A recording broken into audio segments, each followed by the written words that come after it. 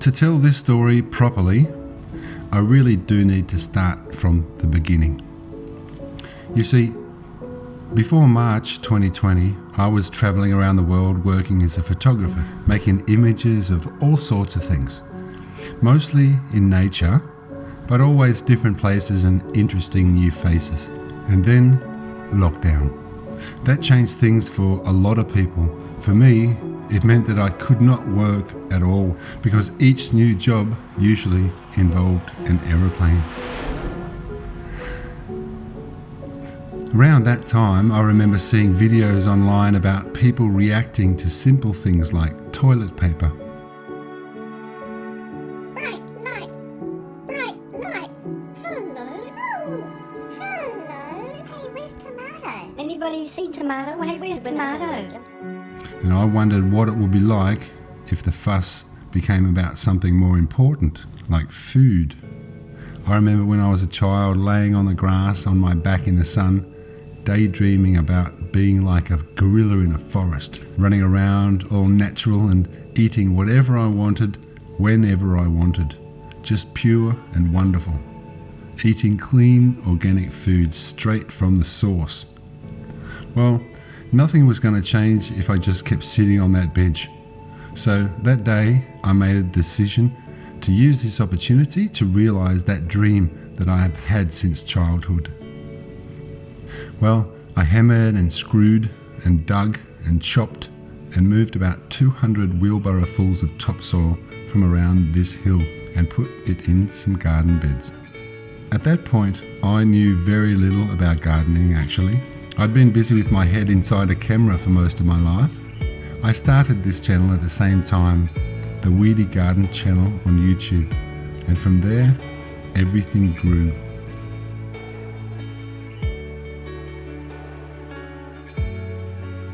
I learned the story of the sun and the photon particle,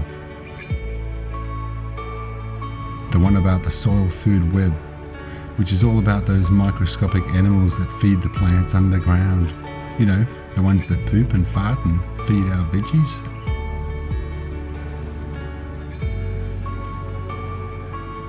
I found out that Jeff Lawton, the guru of permaculture, lives just down the road from me. G'day, mate. It's a Weedy Garden Guide. How are you? We share a bit of the yield with bats, but we've got enough that they can't get it all, and neither can we. So they get a bit and we get most. So I studied permaculture and I learned even more about observation. That was the easiest part for me really, being a photographer. My whole life has been just doing that, observing. This time I was observing nature in a different way. You got to try and think the way a forest thinks. All the animals that live in the tree, the birds, the spiders, the mice, and the bats, and everything else. They're all eating from the tree and they're all pooing and they're all dying. The tree is even feeding itself by dropping the leaves and twigs and branches, all of which becomes food for the microorganisms which release the nutrients back into the soil that can feed the plants again. So I got my feet naked, my hands dirty, and I planted and planted and dug and planted until suddenly one day I looked at everything and asked myself, I wonder if things did change somehow and I really did have to live from my garden. I wonder if I could. So I tested the theory and made a promise to myself that I would try to stay in the garden until I had eaten my own weight in produce that I'd grown myself. And that was 95 kilos.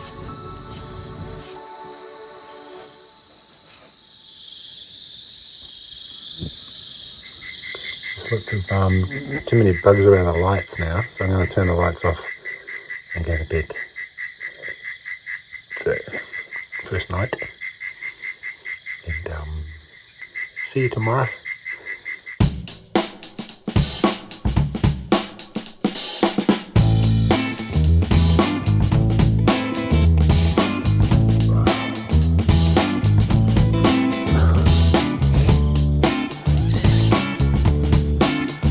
Good morning!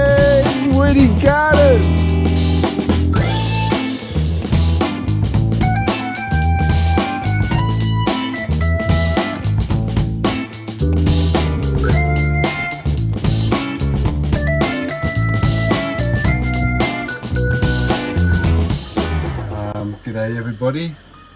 So it's been a while since I posted a video.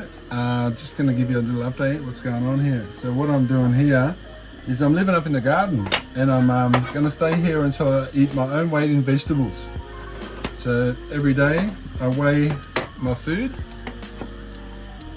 and I write it down on the cupboard over there, and I'm not eating anything else except what I'm growing in the ground in my food forest and in my vegetable garden. And all I got is a bit of olive oil, a bit of coconut oil, a bit of salt, and a bit of lemon pepper. Other than that, it's everything of herbs and spices that I've grown myself since I started my garden. Today I'm making onions in here. I've got onions and garlic and a bit of thyme. And in here are potatoes boiling, and some beans, tomatoes, some silver beet, some edible hibiscus, and some sweet potato leaves, and a bit of lemon pepper in here. It's really going to be tasty. I've been here 4 days now, and I've just eaten over 7.5 kilos so far, but I don't know what's going to go on. Just enjoying myself here.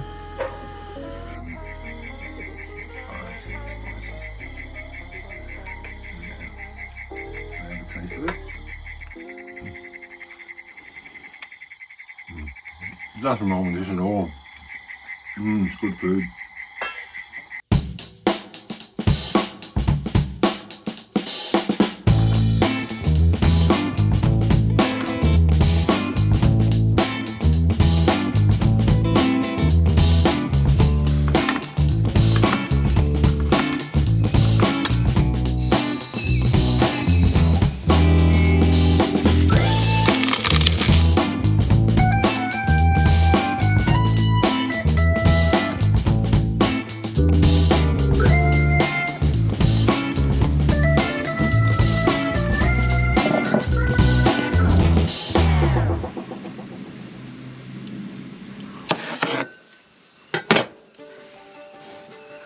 Not too bad.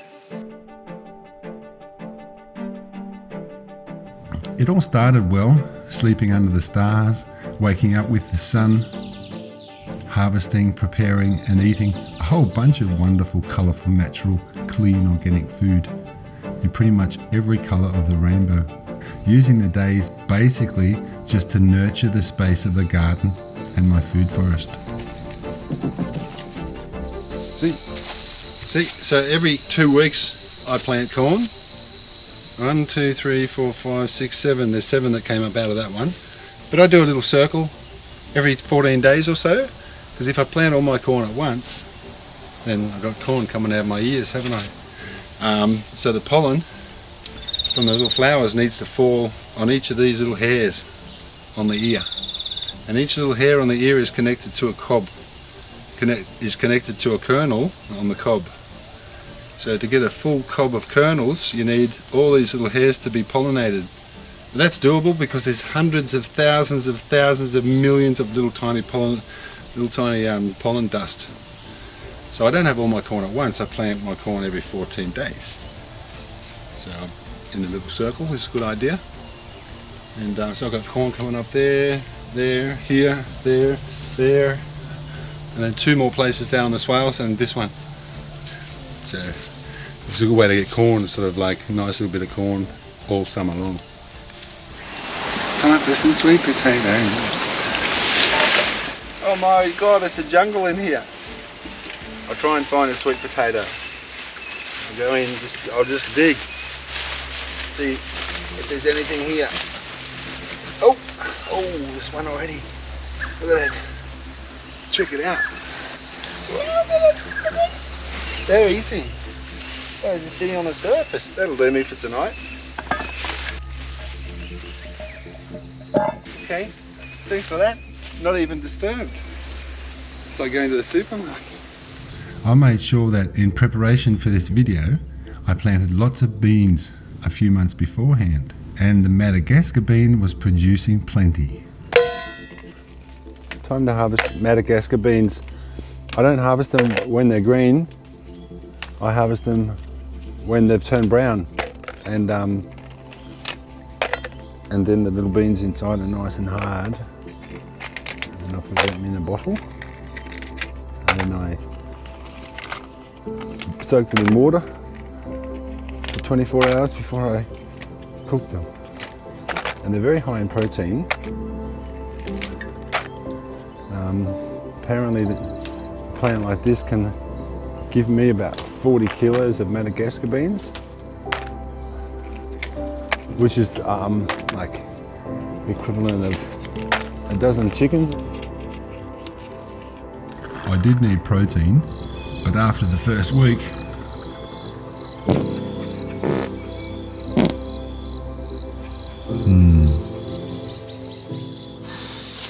Okay, so a couple of days have gone past, and I'm thinking that I'm going to run out of beans, and that I kind of like the idea of getting some chickens. So I need some chickens because I need some eggs. And I'm thinking it's 12 o'clock now, and it's hot, but underneath this little tree it's nice and shady. So I'm going to put my chicken house underneath here.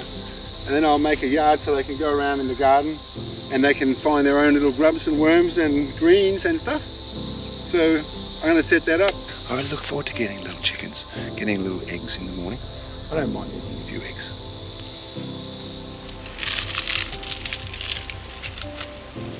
So there's this old recipe I learned while I was out travelling. It's a really easy way to make a chicken shed. You make a little house because they need to roost. They need to be safe from the snakes and from the fox and stuff. So what you do is you gather a bit of bark, and it has to be a special tree. It has to be a special gum tree from the Northern Rivers area. Okay, and then you get 2 of these leaves from this Ujakapipi tree, right? Like that. Really careful. So what I'm going to do, I'm going to stand in this spot here, right? And as soon as these leaves touch this brown, it makes a chicken house. Just watch what happens. I'll put these on first, and then I'll throw them. See that? That was too easy. And one chicken house ready to go. All I got to do is get some chickens. Night, girls. Night, girls. So I got some chickens, and I welcomed parsley, sage, rosemary and thyme to the garden. Most of the trees up here in the Weedy garden are too young yet to bear fruit, and I do have quite a sweet tooth. I did have bananas, babako, passion fruit, rock melons, watermelons and a few mulberries and figs coming on, but nothing sweet was ready yet. So it was on week 2 I thought about honey and bees.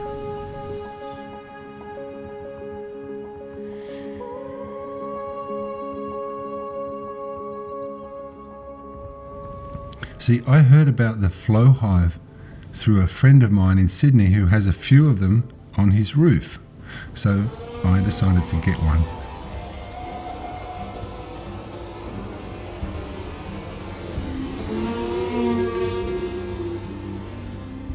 Now, usually when you buy a flow hive, it takes months before you can harvest honey. But lucky for me, the flow hive people are just down the road. And when I explained to them about my experiment, they were able to deliver a hive that was already full of bees and honey.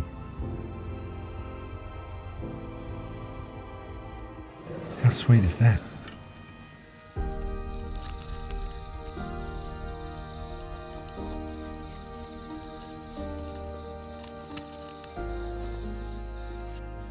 The eggs helped a lot, and so did the honey, but I thought at the time that it was not good for you to eat more than an egg or 2 a day. Something I found out later was just an old wives' tale. In any case, I was only eating 1 or 2 eggs a day, so with the lack of protein I was getting tired and losing lots of energy. So I decided to try and catch an eel from the creek.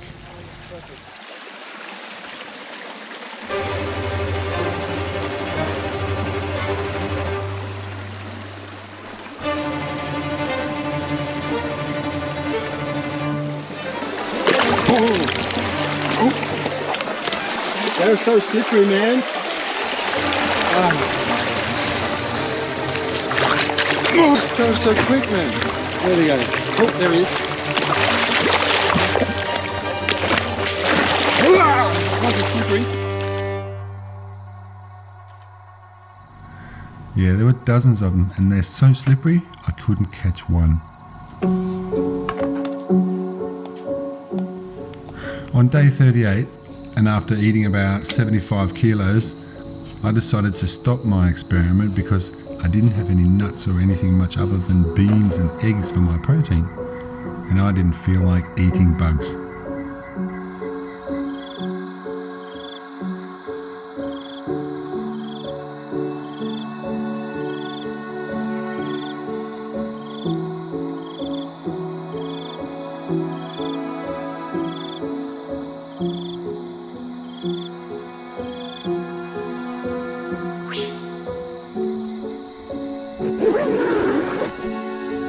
So I decided to end my experiment.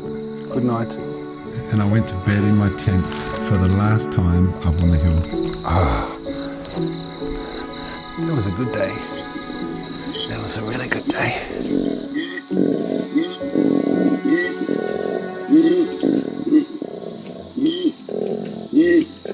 The koala kept me awake again. Suddenly I heard a loud thud in the middle of the night. That thud sounded like a koala falling out of a tree, but koalas never really fall out of trees. Something happened that night that changed everything, and I was able to continue with the experiment. But I'll tell you all about that on the next episode. I hope you enjoyed the video. I hope you learned something. Beautiful, healthy, happy plants. Have a nice day, and I'll catch you later.